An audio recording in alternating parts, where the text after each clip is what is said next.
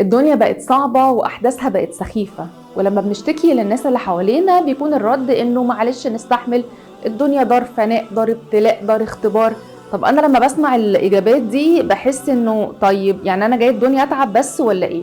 أنا أصلا مختارتش إن أنا آجي، طب أنا كانت إيه لازمتها من الأول؟ النوع ده من الأسئلة من أكتر مسببات الاكتئاب. أنا مش بخوفك من طريقة التفكير دي، لكن جاية أطمنك وأقولك إن الإجابة إن شاء الله معايا، لأن في إجابة السؤال ده عيشة زي الفل.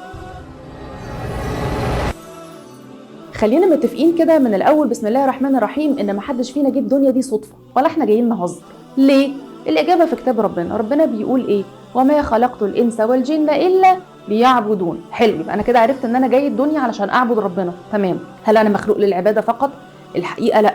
ليه؟ لان لو ربنا عايز كائنات تعبده فقط هو خلق الملائكه. الملائكه بتعبده ليل نهار وبدون اراده، لكن ربنا ميزني انا بالاراده. في ايدي انا اختار اؤمن بالله سبحانه وتعالى او استغفر الله لا اؤمن بالله. الاجابه بقيتها فين؟ اني جاعل في الارض خليفه.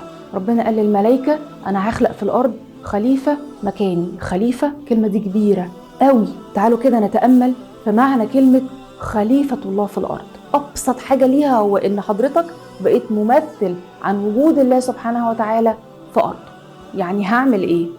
طيب دلوقتي انت ربنا جابك الدنيا دي وفي ايدك يعني صفحة بيضة وقلم وتكتب اللي انت عايزه. ما تدورش على قيمتك الكبيرة او ان انا يا رب انا جيت الدنيا دي ليه؟ انا محتاج اسيب اثر عظيم، ولو ما قدرتش اسيب اثر عظيم فانا كده ولا حاجة. الكلام ده مش حقيقي تماما.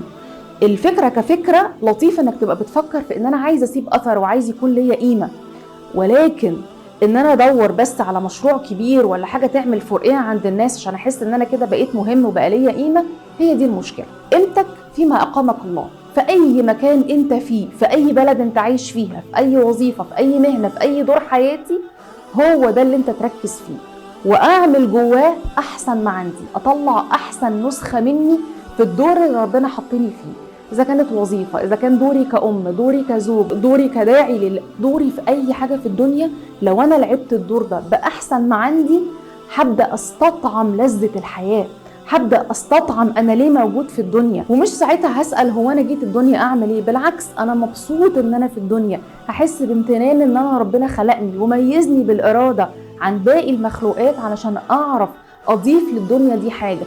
بعد ما امشي والناس تنساني، الارض دي مش هتنساني ولا عملي ربنا هينساه. هو ده اسرع طريقه نوصل بيها العيشه زي الفل.